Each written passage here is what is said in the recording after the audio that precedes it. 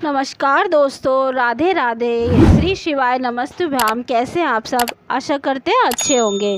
आइए जानते हैं इस वीडियो हम मिट्टी से शिवलिंग कैसे बनाएं, पार्थिव शिवलिंग की पूजा हम कैसे करें। दोस्तों, सावन में पार्थिव शिवलिंग की पूजा का विशेष महत्व है। तो आइए हम पार्थिव शिवलिंग बनाते हैं। सबसे पहले हमने बेलपत्र का आसन दे दिया है, फिर हम पिंडी बनाएंगे। सबसे पहले शिवलिंग बनाया जाता है, तो मैं शिवलिंग बना लेती हूँ। आप भी ऐसे बनाइएगा।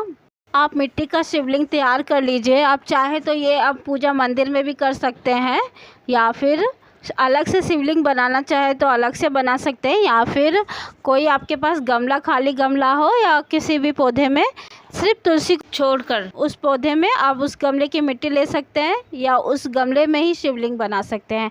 अगर आप गमले में शिवलिंग बना रहे तो जलाधारी बनाने का कोई वो नहीं है, आप जलाधारी मत बनाएं। और आप अलग से बना रहे हैं तो आप जलाधारी ज़रूर बनाएं।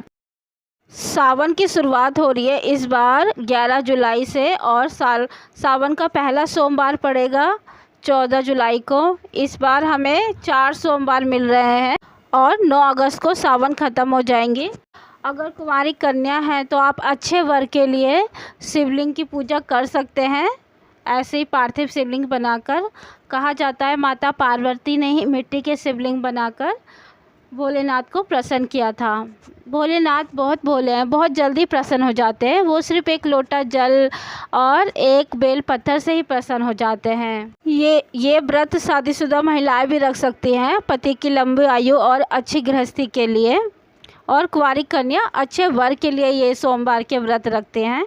आप ऐसे पार्थिव शिवलिंग बनाकर घर पे पूजा कर सकते हैं। भोलेनाथ बहुत जल्दी प्रसन्न हो जाते हैं पार्थिव शिवलिंग की पूजा करने से। शिवलिंग बनाने के बाद अब इनका हम जल अभिषेक करेंगे और पंचामृत से अभिषेक करेंगे। दूध, दही, घी, शक्कर से अभिषेक करेंगे। अब शिवलिंग का अभिषेक करेंगे। सबसे पहले हम 3 तरीके से अभिषेक करते हैं। एक जल से अभिषेक करते हैं पंचामृत से, फिर दोबारा जल से अभिषेक करते हैं। तो सबसे पहले हम जल से अभिषेक करेंगे। यहाँ पर सबसे पहले मैंने दीपक जला लिया। आप तेल का भी दीपक जला सकते हैं, या फिर देसी घी का भी दीपक जला सकते हैं। और अब पहले जल से अभिषेक करते हैं। अब ध्यान से अभिषेक करें, देखो खंडित ना हो, कहीं से टूटे ना, नहीं तो ये पूजा पूरी नहीं होगी। फिर हम दूध से अभिषेक कर देते हैं। आप चाहे दूध से अभिषेक करें, या फिर पंचामृत से अभिषेक करें, या सब कुछ साथ में अभिषेक करें, या अलग अलग अभिषेक करें। मैं अलग अलग अभिषेक करी, दूध, दही, शक्कर से। आप भी करें, या इन्हीं सब का पंचामृत बना लीजिए अभिषेक करने के लिए। अब हम जल से अभिषेक करेंगे। ध्यान से करना, कहीं से आपका ये क्रैक ना हो। अभिषेक करने के बाद हम पूजन करेंगे शिव का। हम वस्त्र के रूप में कलावा अर्पण कर देंगे, या आपके पास जनेऊ है तो आप जनेऊ भी अर्पण कर सकते हैं। शमी पत्र चढ़ा देते हैं। कहा जाता है एक शमी पत्र आप चढ़ा देते हैं तो आपको 1000 बेलपत्र चढ़ाने का फल मिलता है। इतना वो होता है। अब मदार का फूल चढ़ा देते हैं। इनको शिव को बहुत पसंद है। आकड़े का फूल, आप इनके पत्तियाँ, आकड़े की पत्तियाँ, भांग, धतूरा, जो कुछ है आप वो सब चढ़ा सकते हैं। शिव जी को सफ़ेद फूल बहुत पसंद है। आप कोशिश करें सफ़ेद फूल चढ़ाएं, ज़रूर चढ़ाएं, उनको बहुत पसंद है। और धतूरा, भांग, धतूरा, ये सब अर्पण कर दीजिए। हम शिवलिंग की पूजा करते हैं तो हम साथ साथ शिव परिवार की भी पूजा करते हैं। शिवलिंग में ही सारा शिव परिवार होता है, तो हमें उनका भी पूजन करना चाहिए साथ के साथ। शिव जी को चंदन चढ़ा देते हैं। सफ़ेद चंदन, पीला चंदन, आप कुछ भी चढ़ा सकते हैं। और सिंदूर नहीं चढ़ाना है, रोली नहीं चढ़ाना है, ये सब शिव जी को नहीं चढ़ता है। माता पार्वती को आप सिंदूर चढ़ा सकते हैं और रोली चढ़ा सकते हैं, और गणेश जी को भी आप रोली चढ़ा सकते हैं, और शिव जी पे नहीं चढ़ती है रोली। साथ के साथ जनेऊ चढ़ा देते हैं। जनेऊ आप चढ़ा दीजिए।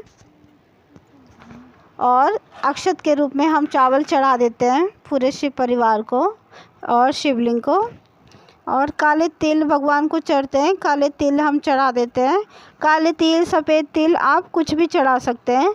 और आप भोग के रूप में कुछ नहीं है तो आप चीनी चढ़ा सकते हैं। अगर आपके पास रोज़ रोज़ कुछ फल फ्रूट नहीं मिल रहा है तो आप चीनी चढ़ा दीजिए शिवलिंग के ऊपर। और हम फ्रूट्स चढ़ा देते हैं। आपके पास जो भी फ्रूट्स हो, सीजनल फ्रूट, वो आप चढ़ा सकते हैं। मेरे पास अभी केला था। और आप और कुछ भी हो भोग में, ड्राई फ्रूट्स का भी भोग लगा सकते हैं, लड्डुओं का भोग लगा सकते हैं, दूध से बनी मिठाई का भोग लगा सकते हैं। मैं लड्डुओं का भोग लगा देती हूँ, आप कुछ भी लगा सकते हैं। आपको मैंने बताया, आप कुछ नहीं है तो आप चीनी चढ़ा दीजिए। अब प्रेम पूर्वक हम आरती कर लेते हैं। भगवान गणेश की, भोलेनाथ की आरती कर लीजिए। आप आरती चाहे आप इसी दीपक से कर लीजिए या अलग से आप कपूर जला के भी आरती कर सकते हैं। आरती होने के बाद आप दक्षिणा चढ़ा दीजिए। दक्षिणा आप रोज़ ही चढ़ाइएगा, जब भी आप पूजा करें हमें रोज़ दक्षिणा चढ़ानी है, चाहे कितनी भी चढ़ाए। दोस्तों, अब मेरा दीपक ठंडा हो गया है, अब हम विसर्जन करते हैं। विसर्जन की विधि भी मैं आपको बता देती हूँ कैसे विसर्जन करना चाहिए। विसर्जन के लिए हम एक बड़ा सा पतीला ले लेंगे, आप बाल्टी ले सकते हैं, टब ले सकते हैं साफ़ सुथरा, और हम ऊपर तक जल भर देंगे और फूल पत्तियाँ जो भी हैं आप उसमें डाल दीजिए। और आप बेलपत्र चाहे, अगर आपको नहीं मिल रहा है बेलपत्र, भांग धतूरा, आप ये धो के फिर से आप चढ़ा सकते हैं। बेलपत्र बासी नहीं होता, जैसे तुलसी बासी नहीं होती ऐसे बेलपत्र भी बासी नहीं माना जाता है।